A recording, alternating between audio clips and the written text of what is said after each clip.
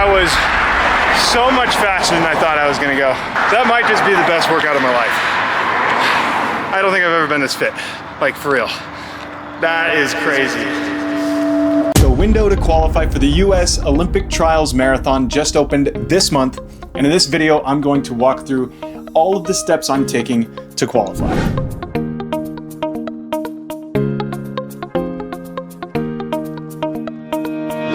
So in this video, I'm going to walk through all of the steps that I'm taking. Where's my fitness at? What race am I doing? How am I approaching that race? Anything you need to know about how I plan to OTQ this year.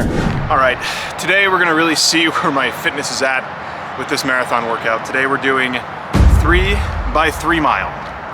Okay, the goal is to start probably slightly slower than 5-minute pace and end just kind of going hard and seeing what we've got. And I also have my race shoes with me, the ones that I plan to wear at CIM during my OTQ attempt. And I'm thinking I'll probably throw them on for the last one just to simulate tired legs and see how the shoes are feeling right at the end of the workout. But for the rest of it today, some old Alpha Fly 3s and a reflector vest because it's gonna be dark for the first 2 reps. Safety first.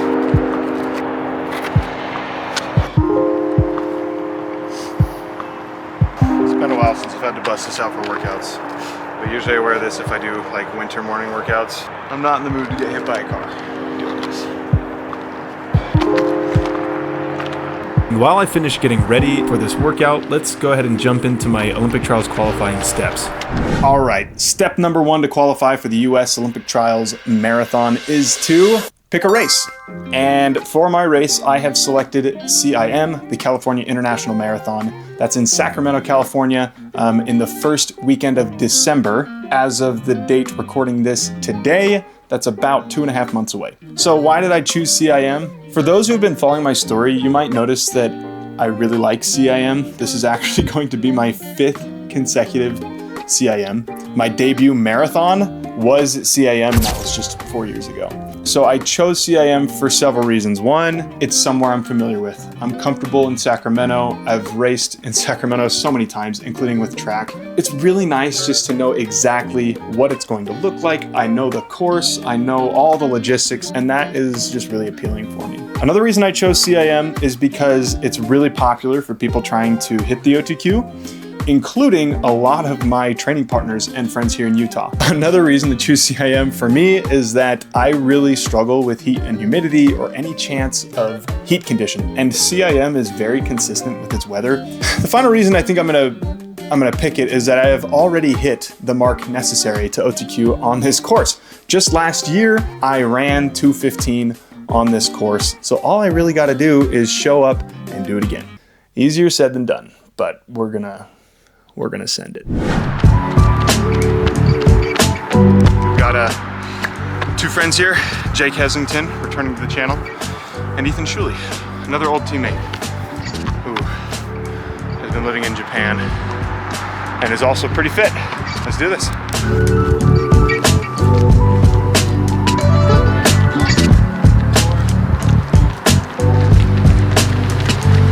And while we get this workout started, this is a great opportunity to thank the sponsor of today's video, Bombas. If you're not familiar with Bombas, they create some of the most amazing, high quality premium socks out there on the market. I just absolutely love these. I've brought some with me as well. What I've brought with me today are their lightweight athletic socks. These have been just seriously amazing for running, just to show off some of the high quality of these socks. And of course, during the workout today, I was also wearing them. Every time I'm reaching for a pair of socks, I hope that I have some of my Bombas ones that are clean and ready to go because they just feel that good on your feet. Another thing that I love about Bombas is that for every piece of clothing that is purchased is one piece of clothing that they will donate to someone else in need. So they are also dedicated to a good cause. They truly do make amazing products and do amazing work. So click on the link right here on the screen, or I'll leave a link also down in the description, and you can use the code Audison20 to get 20% off your first order. Again, that's Audison20 for 20% off your first order. Thank you so much to Bombas for sponsoring this video.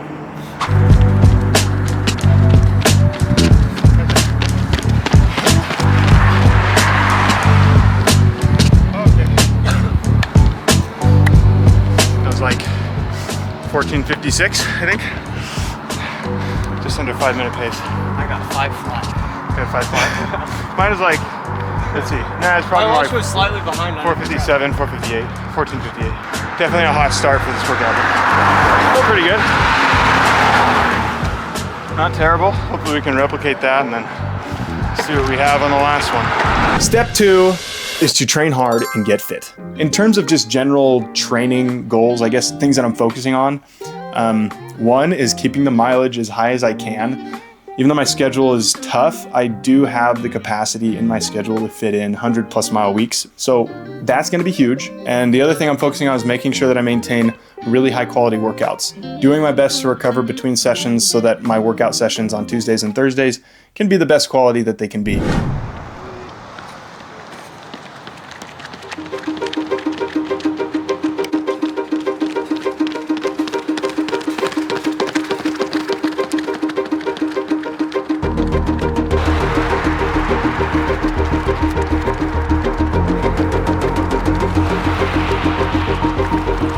Going into this workout, I figured that finishing the entire workout averaging around 5 flat would have been a great day.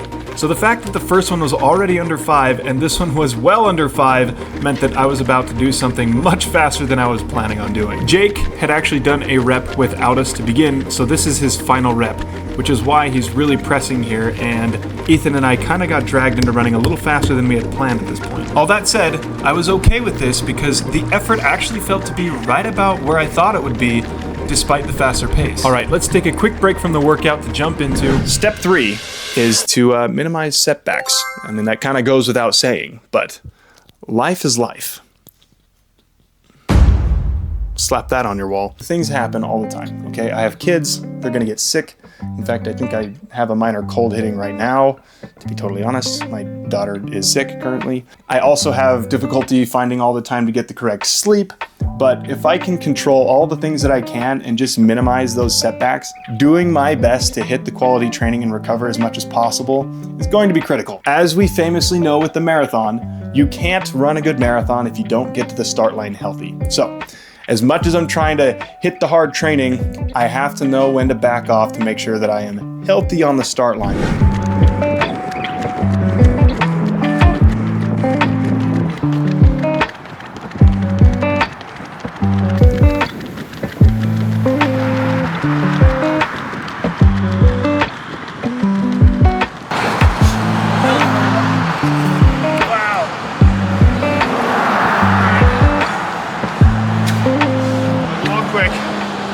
Whoa! What was that? 14:44. It's like another 13, 14 seconds faster than the last one. That was quick. I hope I can do that again. I'm gonna go change into my race shoes. Give them a try. It's Jake who was doing his last one. He was really pressing that one. And Ethan and I kind of just went with it. I'm gonna try out these race shoes. Is this last one faster? Or? Yeah, that's the goal. All right, everybody. I did find a way to get my hands on the new Puma shoes. I tried on Adam's Puma shoes like a couple weeks ago, and I'm a believer. These things are nuts, so this is the plan for CIM. I'm gonna give this last rep in these a rip. Maybe do 1 or 2 other workouts in them leading up, but besides that, saving these for the big dance in December. Put them on. Dude, that was fast.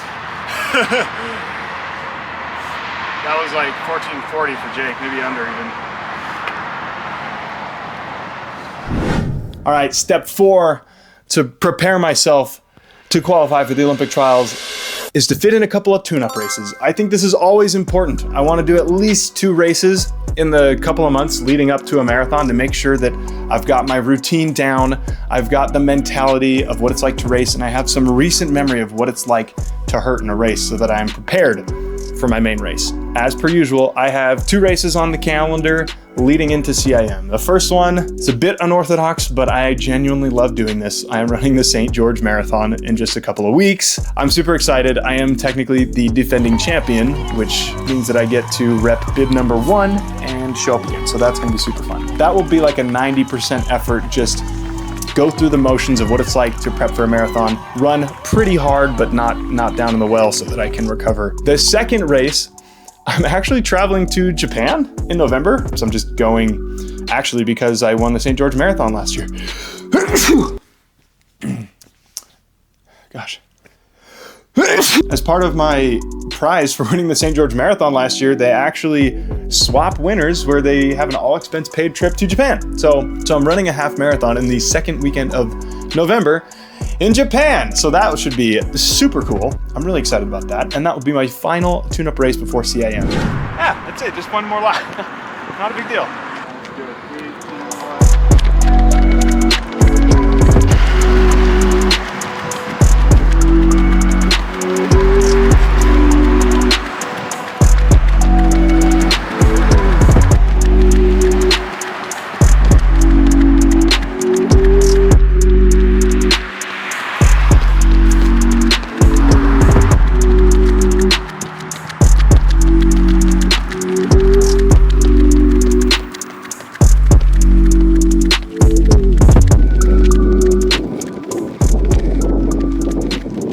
And with that brings us to my fifth and final step to OTQ, and that is to execute the race. Doesn't matter how much you prepare if you can't execute on race day. You have to have a good day on the day. And this is maybe one of the more frustrating things about running. Perhaps you can relate if you've ever had a season where you feel like training went really well, you were really, really fit, and you even had some just killer workouts really close to the end of your season or to your key race.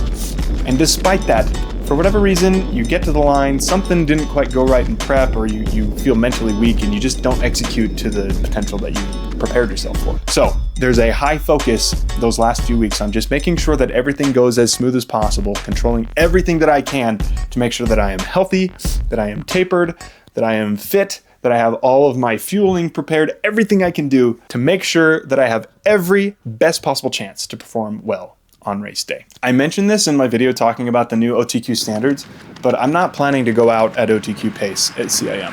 I'm planning to go out faster. I think that you have a better chance to qualify if you give yourself just a little bit of a buffer. And to be honest, I've been training to run much faster than 2:16 flat. I have been training to try to get down to that 2:12, 2:13 fitness, and I mean, by all means, if things go according to plan, I will run 2:12 or 2:13. And if I don't, hopefully there's enough buffer that a graceful fade should land me back at around 2:15 and still finish under the mark.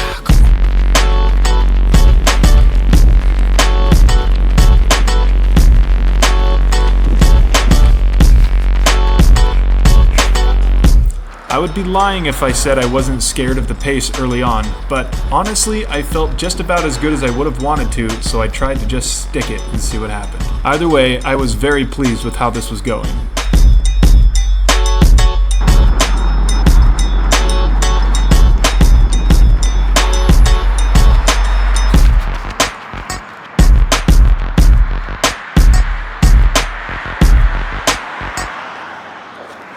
Holy moly, that was so much faster than I thought I was gonna go. That was like 14:12, I think. I averaged like 4:43 for that. I don't know if it's my fitness or these shoes or both. That might just be the best workout of my life. I don't think I've ever been this fit, like for real. That is crazy. I honestly can't believe how good that felt.